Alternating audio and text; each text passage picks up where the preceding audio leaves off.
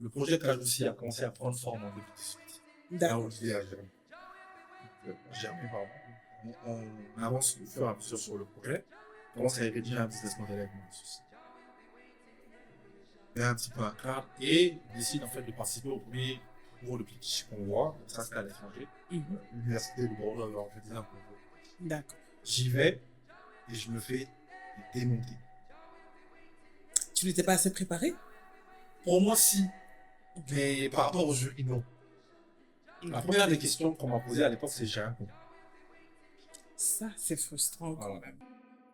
Gotta keep on walking on the road to Zion.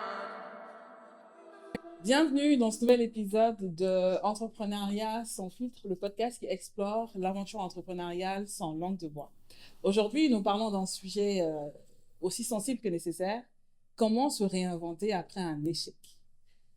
On le sait, l'échec, il fait peur, il décourage, mais il peut aussi faire grandir, il peut éclairer et transformer. Aujourd'hui, pour en discuter, j'ai le plaisir de recevoir Kassim Sidibé, fondateur de Kajoussi, une entreprise innovante qui valorise les produits locaux en les transformant en jus naturels à base de mangue et pommes de cajou. Mais Kassim n'en est pas à sa première aventure entrepreneuriale. Avant Kajoussi, il a connu des hauts et aussi des bas, des expériences qui l'ont forcé à rebondir, à apprendre et surtout à se transformer. Alors, comment on se relève après une chute? Quels apprentissages en tirer et comment trouver la force d'entreprendre de nouveau? C'est ce qu'on va explorer ensemble et maintenant. Bonjour Kassim. Bonjour. Comment vas-tu? Ça va et toi? Ça va, alhamdoulilah. Merci beaucoup d'avoir répondu à notre invitation. Je suis très contente que tu sois avec nous aujourd'hui. Et je suis sûre qu'on va sortir grandi de cette discussion. Alors, est-ce que tu peux te présenter pour les personnes qui ne te connaîtraient pas? Merci déjà de m'avoir invité.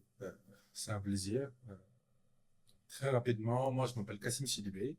Je suis cofondateur et directeur actuel de la société Kajoussi, société de fabrication de nectar de fruits, et aussi fondateur de la chaîne de restauration Calaman, qui est un food truck dans la série de ville. Oui, qu'on connaît et qu'on apprécie beaucoup. Voilà. Donc je me présente, on va dire en général avec ces deux casquettes entrepreneuriales. De formation, je suis ingénieur en production et innovation. Voilà. D'accord. Voilà. Ok. Et comment est-ce que tu viens dans l'entrepreneuriat? Je ne viens pas déjà par hasard. Moi, j'ai toujours été passionné par ça. D'accord. Pour peut-être la petite histoire, je suis donc né d'un père agronome, d'une mère comptable. J'ai baigné dans le milieu en fait agricole pendant toute ma tendre enfance, avec ma maman que je voyais faire de la vente de mousselin, faire du petit commerce. Elle avait déjà un atelier de couture quand j'étais encore très petit.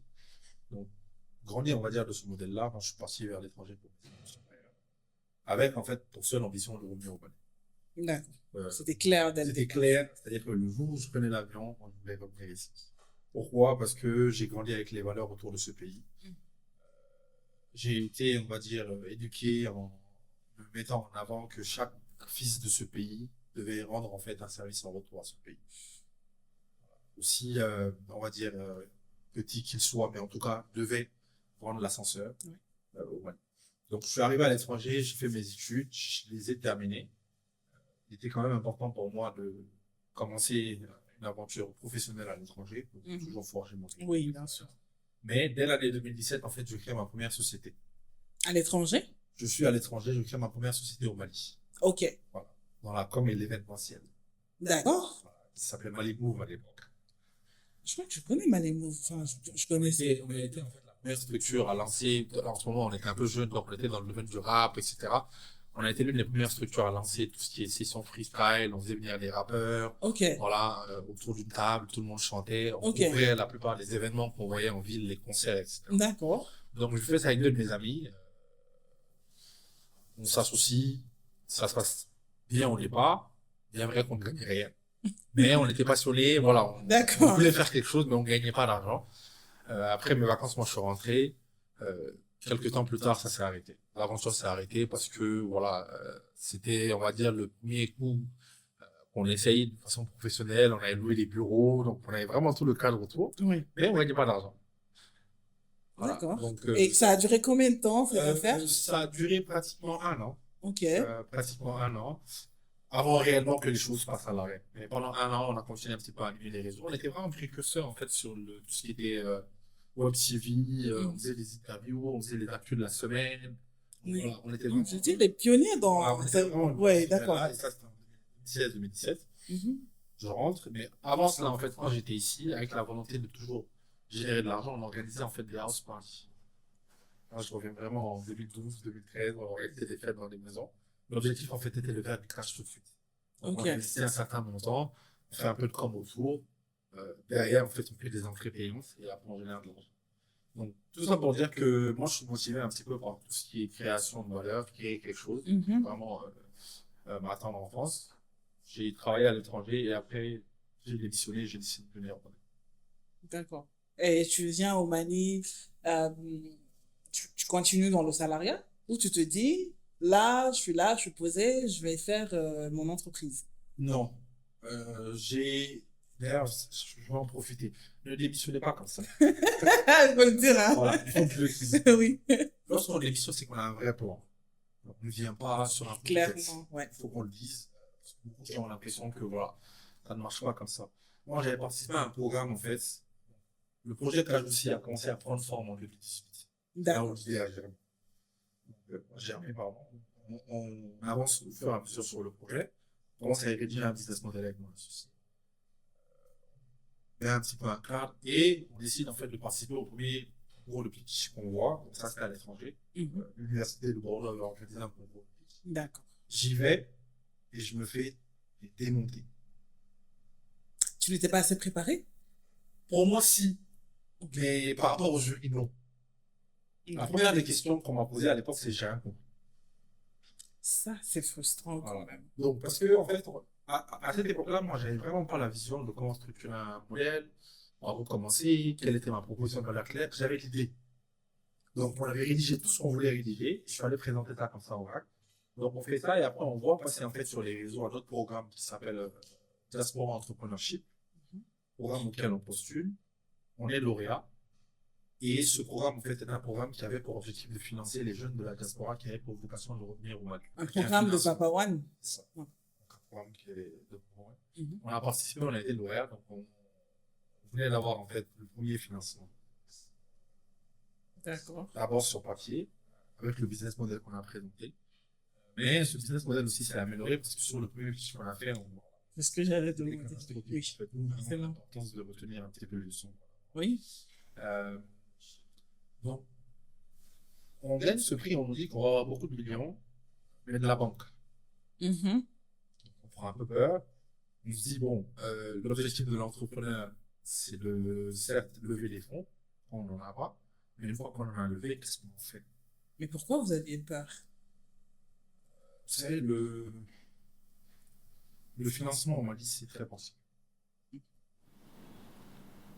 Les banques ont un modèle de financement qui est basé un petit peu sur un schéma, on va dire, commercial. Oui. Vous, quand vous voulez faire une visite, on se pose beaucoup de questions. Est-ce que le mécanisme de financement est adapté? Est-ce que les taux d'intérêt sont réellement intéressants? Est-ce que je vais avoir assez de temps? Est-ce que je vais générer assez de cash pour payer tout ce que la banque va me demander? Donc, c'est toutes ces craintes-là, en fait, qui viennent ici. D'accord. Moi, je commence à faire des voyages pour venir déjà essayer de transformer l'idée en réel projet. Je vais voir les producteurs, je tourne un petit peu dans les différentes régions, on va dire.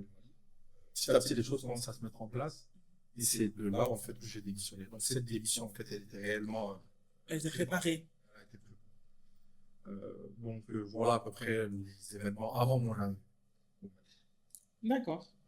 À quel moment de ton parcours entrepreneurial, enfin, est-ce que tu as déjà connu un échec dans l'entrepreneuriat? Est-ce que tu as déjà créé une structure qui n'a pas forcément fonctionné? Euh, je ne connais que les échecs. Ok. Voilà, c'est peut-être très surprenant.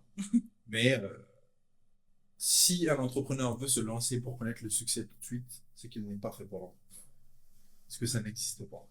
C'est clair. À part les innovations technologiques ou les inventions qui en fait viennent révolutionner le monde tout de suite. Je ne parle pas de ces catégories. Mais une fois que vous voulez faire un projet, il faut vous attendre à échouer. C'est clair qu'il faut s'attendre à échouer.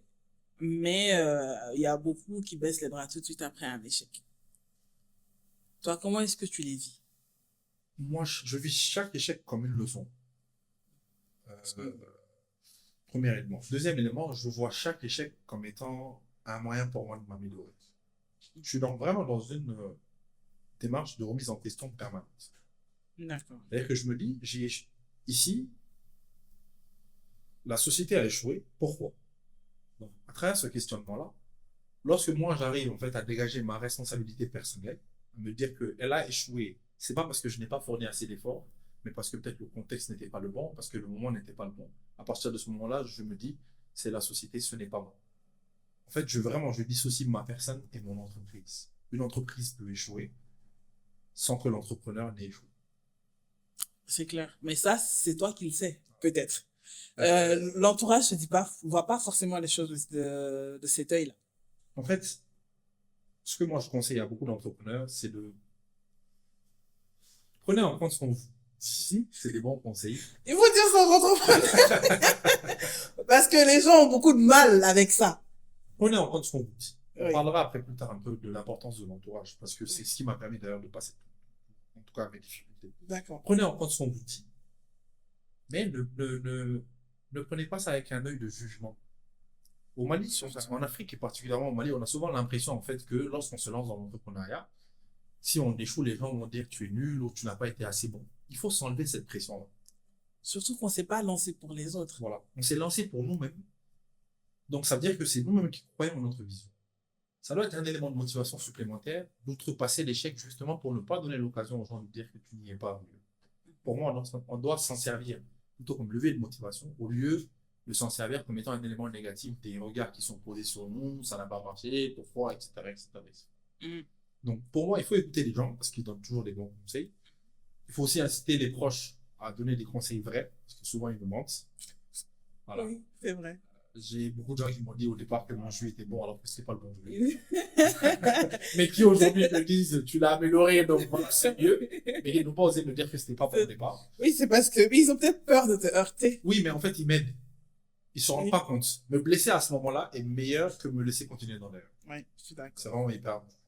Donc écoutez les gens, mais ne prenez pas ça comme étant un jugement et surtout faites la différence entre votre personne et votre entreprise. Très important. Et, ok, tu n'as connu que des échecs, mais à quel moment tu as vraiment eu des difficultés dans ton parcours? Je vais donner deux anecdotes. Le premier, c'est sur Kajoussi. Kajoussi, on a le financement. À partir du moment où la banque a décaissé l'argent, quelques semaines plus tard, c'était l'embargo sur le Mali. En 2020? Oui. Ok. Donc, embargo, nous, on venait de nous faire le premier paiement pour prendre nos machines. On venait d'acheter nos machines. Embargo, tout est bloqué. Rien ne peut rentrer au Mali. Première grosse claque. C'est en fait de là où est même né Calama. Parce que Calama, en fait, était un moyen pour moi de rebondir sur mes pieds le temps que la situation puisse se décanter. Pour la petite D'accord. histoire. Donc, embargo, et ensuite, on était toujours dans la crise Covid.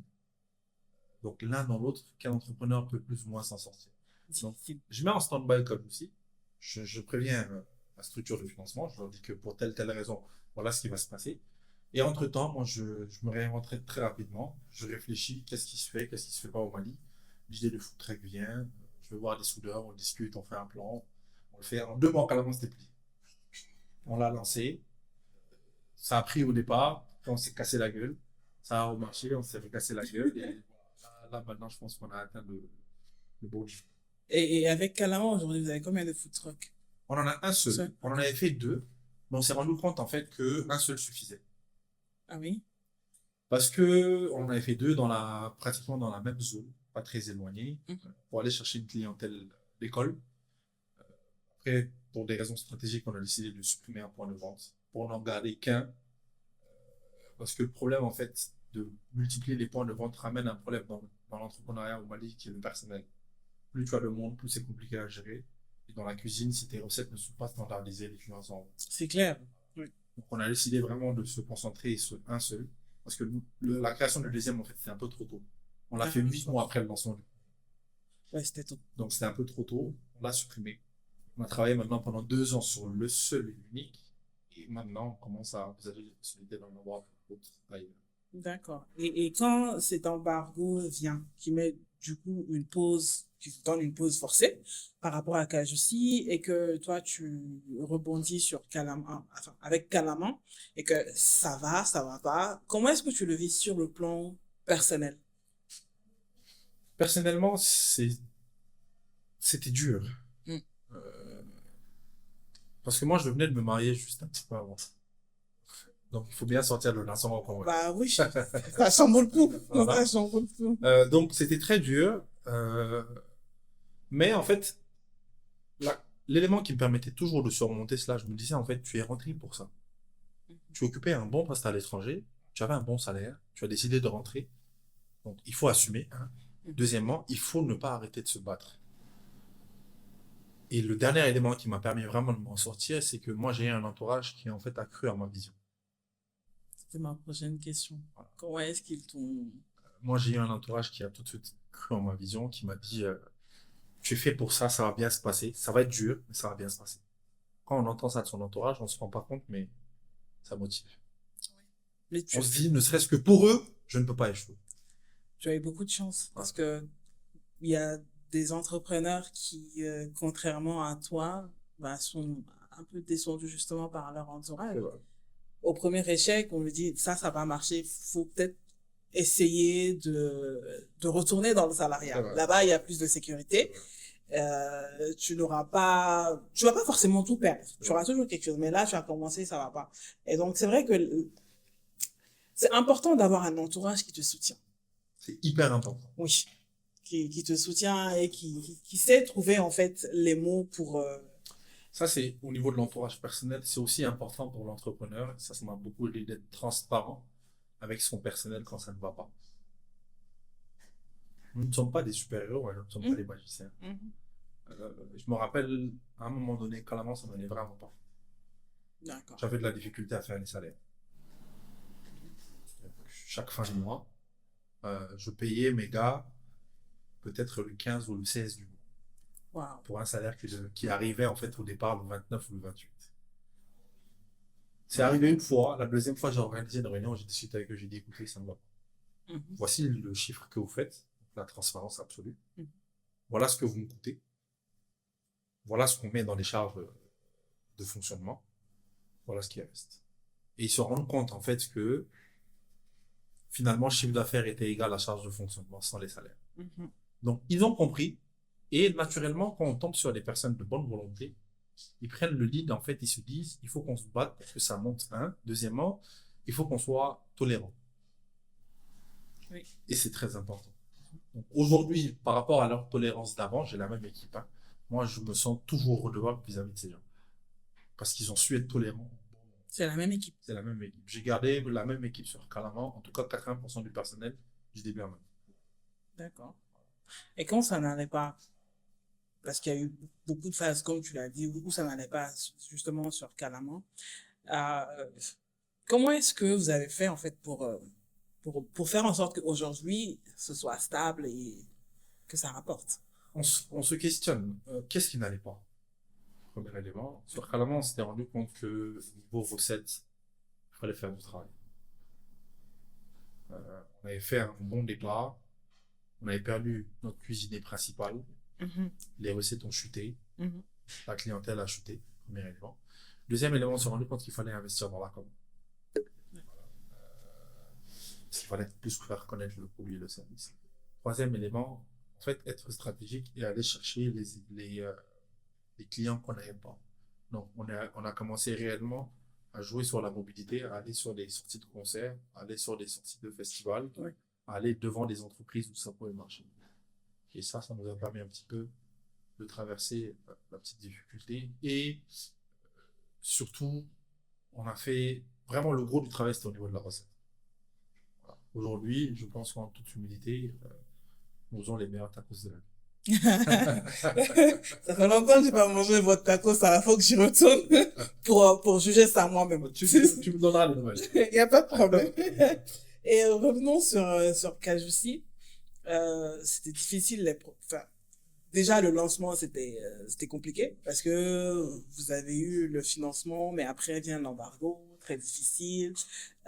Comment se passent les débuts? Après, Finalement, quand vous reprenez finalement. on commande les équipements, ils arrivent, Mhm. on commence à installer. On finit l'installation, moi je fais le premier recrutement. On sort la première recette catastrophe. Sur une année? La première recette qu'on sort, Oui. bon, c'était très compliqué. Ça n'a pas pris en fait parce que notre première étude de marché disait que les gens aimaient trop sucré, donc on a mis trop de sucre. Après, on se rend compte que les habitudes de consommation sont en train de changer. Ouais. Donc, nous, on a été victime de ça. Premier élément. Deuxième élément, c'est qu'avec le retard lié à l'embargo, nous, on a raté en fait la saison de la pomme de cajou qui était censée être notre produit phare. Donc, on se retrouve au lieu de deux produits à démarrer avec un seul produit. Peu de connaissances sur le marché, peu de moyens logistiques, parce que finalement, une partie de l'argent ici, c'est partie de ce réajustement au vu de la difficulté. Donc, très compliqué. Une première année où, voilà, sur, on tourne les machines pour les faire tourner, on vend très peu. J'ai fait des mois à la première année où j'ai produit peut-être une journée par mois. C'est vrai? Parce que les équipements avaient une grande capacité et je n'arrivais pas à écouler tout mon stock. Donc, deuxième année, on se prépare mieux pour accueillir déjà la période de chaleur. On refait une étude de marché en fait. On se dit qu'est-ce qui ne va pas dans le modèle et on se rend compte en fait qu'il faut diversifier la gamme tout de suite. D'accord. Donc là, on commence à ramener du nectar d'ananas, du nectar de cocktail, du nectar d'orange. On met ça en projet. On commence à rédiger cela. Et là, actuellement, disponible sur le marché, Cajou, c'est une gamme de 4 produits. Mangue, ananas, cocktail. Moi, je pensais que c'est encore mangue et cajou. cajou. Hein. Là, actuellement, on a ananas, on fait du nectar d'ananas et on fait du nectar de cocktail. Ah, d'accord. Parce que justement, on se rend compte qu'il faut aller toucher en fait les gens Oui. qui ne sont peut-être pas consommateurs de ces deux produits-là Oui. pour augmenter. Et après, je me dis, c'est que les consommateurs de ces produits ont parfois envie de changer aussi. Exactement. Donc, ça permet vraiment d'avoir plus de clients. Oui. Et là-bas aussi, j'ai une bonne équipe qui a su, on va dire, moi, j'arrive très rapidement en fait à transmettre ma vision. Et je suis le genre de responsable qui ne cache rien en fait. Mhm. Quand ça ne va pas, je dis, ah les gars, ça va pas. Ça va pas. Quand ça va bien, je leur dis, ça va bien. À la fin de ce mois, je vous mettrai peut-être une petite prime. Mhm. Ça, c'est mon style de management. D'accord. Et avec le recul euh, de tes différents, quand tu regardes les différentes expériences entrepreneuriales que tu as eues, qu'est-ce que tu as appris vraiment? Je pense que j'ai appris à me connaître moi. C'est hyper important parce que on ne se rend pas compte, hein, mais l'aventure entrepreneuriale et en plus au Mali nous fait découvrir des capacités qu'on a, ou en tout cas qu'on a sous-estimées. J'en ressors aujourd'hui très grandi. Je pense que je suis une autre personne, clairement. J'en ressors aussi très fier, parce qu'on ne se rend pas compte, lorsqu'on a la tête dans le guidon, on ne se rend pas compte de peut-être la réalisation et de tout ce qui est fait. Aujourd'hui, sur Calaman, c'est une équipe de 8 personnes. Sur Cage aussi, on a atteint la barre des 15 salariés. Donc, mais lorsqu'on a la tête dedans, on se rend compte que ça évolue. Donc, un sentiment aussi de fierté quand même. Après ces bientôt 4 ans, 4 belles années d'entrepreneuriat ici au Mali. Mais surtout, j'apprends à me connaître. J'apprends que je suis résilient. J'apprends que je peux, voilà, faire des choses que je ne savais pas que je pouvais faire. Voilà. Tout le réflexe dont on parlait, de déconnecter sa personne de son entreprise, Oui. ça, c'est des qualités que je me suis découvert. Je ne me sentais pas capable de faire ça. Est-ce qu'on pourrait dire que c'est les circonstances de l'aventure qui t'ont imposé ces qualités-là? De façon obligatoire. Au Mali, je le dis, hein, si vous ne développez pas la capacité de faire la différence entre votre entreprise et votre personne, vous ne vous en sortirez pas. Pourquoi? Parce que une entreprise peut échouer, mais c'est pas par manque de compétences de l'entrepreneur. Il faut que les gens l'acceptent. Peut échouer par rapport au contexte, par rapport au climat, par rapport au marché, par rapport à tellement de facteurs, mais qui ne dépendent finalement même pas de la volonté de l'entreprise. C'est justement cette capacité à pouvoir faire la différence entre soi et l'entreprise qui fait qu'on accepte finalement les critiques ou pas. Exactement. Parce que quand on se dissocie de son entreprise, les critiques sur le produit, le service que tu vends, tu peux bien les accueillir. Sinon, tu le prends pour toi, tu penses qu'on te juge, qu'on te critique et finalement, ça se passe pas comme ça devrait se passer. Parce que au lieu de prendre ça, tu te braques. C'est ça. Et donc, ça te sert pas. C'est ça. Non, c'est totalement ça. Et surtout que j'ai un entrepreneur, un tonton, Sadek Bali, que j'apprécie beaucoup, qui dit que la plus grande richesse en fait de l'entrepreneur, c'est la confiance que les gens vont avoir pour lui. Mhm. Cette confiance, vous ne pourrez la développer que lorsque vous faites la différence en fait entre les deux. Absolument. Une autre petite histoire, il y a à peu près, oui, je pense 1 an, Mhm. fin de la première année pour Cajoussi. Cajoussi a failli fermer. Voilà. On a failli faire faillite. On était vraiment à deux doigts de la faillite. Je suis allé voir ma structure de financement. Je leur ai expliqué la situation. Voilà exactement ce qui se passe, Tu as été clair, transparent. mais sur tous les détails. Voilà exactement ce qui se passe. Voilà ce que je prévois de faire. Aidez-moi à vous rembourser. C'est important parce que justement, ça leur permet, eux, de comprendre que, en fait, l'échec, c'est pas toi, Voilà. c'est le contexte. Et aujourd'hui, je pense que là, quand je leur ai dit de m'aider à les rembourser, ils m'ont aidé à les rembourser. Donc, ça veut dire que même en fait, les structures de financement, banques qu'il reste, ont la capacité de faire le discernement entre l'entrepreneur et l'entreprise. Après tout, c'est une question de confiance. C'est parce que tu as été transparent qu'ils ont placé leur confiance en toi. C'est ça. Donc, c'est vraiment très important. C'est très important de dissocier les deux et c'est très important de garder sa crédibilité. Quand tu commençais l'entrepreneuriat, euh, aujourd'hui, avec l'œil que tu as, qu'est-ce que tu aurais aimé apprendre au tout début? Ça, c'est une question qui demande un peu de réflexion. Moi, j'aurais aimé, je pense, être mieux entouré Ok, d'un point de vue professionnel, d'accord. Au tout début, au hein? tout début. Le mentorat, c'est quelque chose qu'on néglige, mais en tant que jeune entrepreneur, ça nous aide beaucoup. Parce que ça te permet, en fait, tout de suite de savoir ce chemin n'est pas le bon. Parce que ce qui coûte le plus cher, en fait, à l'entrepreneur, c'est certes sa leçon de vie, c'est le nombre d'erreurs, en fait, qu'il va faire. Mais s'il peut en éviter certains, parce qu'au Mali, souvent, certaines erreurs sont fatales. Donc, s'il peut en éviter, en tout cas, les plus dures, ou celles qui peuvent l'empêcher de se relever, ça peut être hyper important. Moi, quand je suis arrivé, j'avais mon entourage donc, personnel qui, avec leur réseau professionnel, me donnait un petit peu de connexion par-ci, par-là. Mais j'aurais aimé rencontrer des gens de mon domaine d'activité, des gens qui sont passés par les mêmes chemins que moi, m'apprendre un petit peu, me donner un petit peu le bon chemin. Mais c'est souvent dur au Mali parce que les gens ont souvent l'impression que tu vas venir piquer leur idée. C'est ce que j'allais dire. C'est très difficile, hein. Les gens ne sont pas souvent généreux. Généreux, en fait. Alors, parlons perspective. Quelles sont les perspectives de Cajusi et même de Calaman aujourd'hui? Donc, Kalaman, Et les défis actuels? en tant que défi actuel, je pense que Kalaman a un défi autour de l'approvisionnement. On ne se rend pas compte, mais tout n'est pas. Le Mali est un grand pays importateur. Hein. Mhm. Donc, tout n'est souvent pas là. On a souvent beaucoup de ruptures, on est souvent obligé de se réinventer, ce qui va en fait limite même ramener souvent quelques frustrations clients parce que la qualité du produit peut varier en fonction de cela. Mhm. Donc, pour passer cela, on est en train de travailler actuellement sur une centrale d'achat. D'accord. Donc, Calran veut créer en fait sa centrale d'achat pour acheter en grand et aussi être distributeur auprès de d'autres professionnels qui en fait ont besoin des mêmes matières que nous. D'accord. Donc ça, ce sont l'une des perspectives. Et deuxième perspective, Un peu comme ce qu'on disait par rapport aux emballages, là. c'est ça. D'accord. Deuxième perspective, c'est ouvrir un local. Calran est en train de travailler actuellement sur son tout premier local.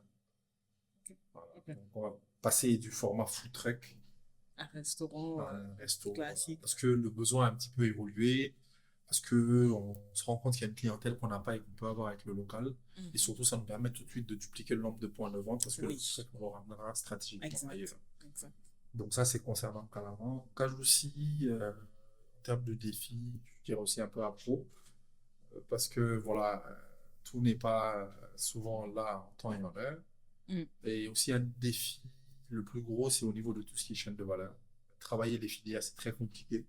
Travailler avec les paysans, c'est très compliqué. Donc souvent, les prix évoluent, les prix ne sont pas stables. Même Il si faut on fait travailler directement avec les on paysans. travaille directement avec les paysans, on travaille avec les coopératives agricoles. Même si on fait des contrats, pour mille et une raisons, ils vont dire, bon, Samia Madia, donc pour ça, ça va J'ai une ça va idée se de passer, comment etc. ça se passe avec les coopératives. Voilà. Donc, pour ça, il faut qu'on arrive vraiment à bien structurer cela pour mieux avancer. Perspective, nous comptons vraiment s'implanter durablement au Mali. Pour ambition, d'ici 5 ans, nous voulons être le premier jeu en carton consommable. Je vous le souhaite. Et c'est à partir de là, est-ce que c'est à partir de ce moment-là que vous allez envisager l'exportation ou vous exportez déjà? On exporte déjà. Kajouci est déjà en Guinée, Ah, Conakry. ok, d'accord. Et on Bien ça. souhaite en fait aller sur le marché ivoirien. Je vous le souhaite. Je On vous est le en souhaite. train de travailler ces pistes-là. Mais la volonté vraiment première, c'est le marché local. Parce que c'est de ça, de ce besoin qu'est partie l'idée. Je C'est comprends. un peu voilà, l'essence du projet. Donc nous, aujourd'hui, on veut être le premier acteur. C'est important et je dirais que c'est même logique en Voilà. fait. Parce que avant de vouloir être, C'est ça. je sais pas moi, roi ailleurs, il faut d'abord être bien connu, C'est reconnu ça. chez soi. C'est ça. C'est important. Donc visibilité marque, présence produit partout, être voilà, le premier jeu consommé d'ici ça. Alors, on s'achemine peu à peu à la fin de cet épisode. Pour une dernière question, est-ce que, enfin, si tu devais donner un message aux jeunes entrepreneurs qui connaissent un échec, sur comment est-ce qu'ils doivent répondre ou qu'est-ce que ça serait? Déjà, le premier message, ça serait de ne pas vous lancer si vous n'êtes pas prêt. C'est hyper important parce que souvent, l'une des raisons de l'échec, c'est le manque de préparation. Surtout dans le contexte dans lequel nous sommes. Préparez-vous, documentez-vous, entourez-vous. C'est hyper important. Ça peut en tout cas éviter un échec sur deux. Parce que si vous êtes prêt, vous anticipez. Si vous êtes documenté, vous connaissez mieux. Et si vous êtes mieux entouré, ça vous permet d'avoir une feuille de route. Exact. Et ensuite, lorsque vous en connaissez, parce que c'est normal d'en connaître et vous allez en connaître, je pense que tout le monde doit passer par ça, il faut vraiment se poser les bonnes questions, de savoir qu'est-ce qui s'est passé, qu'est-ce qui n'a pas marché, mais ne jamais remettre en question sa capacité propre à avancer. C'est-à-dire que il faut pas chercher de coupable en fait lorsqu'on échoue. Mais il faut chercher le pourquoi sans forcément que ce soit est-ce que c'est moi, est-ce que c'est. Donnez-vous à fond et tant que tout le monde se donne à fond, et tant que en tout cas l'entrepreneur se donne à fond, son équipe va se donner à fond. Mm. Maintenant, quand vous échouez, vous allez comprendre que c'est certainement peut-être le contexte, le marché, l'environnement, et tout un tas de raisons qui fait que peut-être l'échec s'est passé. Donc, gardez en tête votre vision parce que c'est ce qui peut réellement vous motiver à continuer. Un entrepreneur et sa vision, c'est comme l'homme et l'eau, quoi. Mhm. Lorsque tu perds ta vision, tu perds en fait la raison pour laquelle tu es en train d'entreprendre et tu ne pourras pas rebondir sur les échecs. Clair. Donc, voici à peu près les conseils que je vous pourrais donner. Avant de vous lancer, préparez-vous, entourez-vous. Une fois lancé, quand vous échouez, gardez en tête votre vision euh, parce que c'est la clé en fait de la motivation. Gardez en tête la raison pour laquelle vous êtes entrepreneur, parce qu'on est entrepreneur pour des raisons différentes. Mhm. Même si l'objectif premier c'est de faire de l'argent. Mais moi, je suis entrepreneur pour d'autres raisons, peut-être qu'un autre entrepreneur. Il y a des entrepreneurs qui sont entrepreneurs pour faire de l'argent, mais aussi du social. D'autres qui ne veulent que faire de l'argent, d'autres qui veulent créer autre chose, etc. Oui. etc. Donc, dites-vous pourquoi vous faites ça et ne perdez jamais ce but. C'est noté. Préparation, vision et être bien entouré. Ça, entre autres. D'accord. Merci beaucoup, Kassim, pour cet échange. Voilà qui m'a fait à cet épisode de votre podcast Entrepreneuriat sans filtre. J'espère que vous avez appris. Moi, j'ai appris et je pense que je connais encore un peu plus l'entrepreneur devant moi. Et je vous dis à très vite dans un nouvel épisode. Gotta keep on walking on the road to Zion.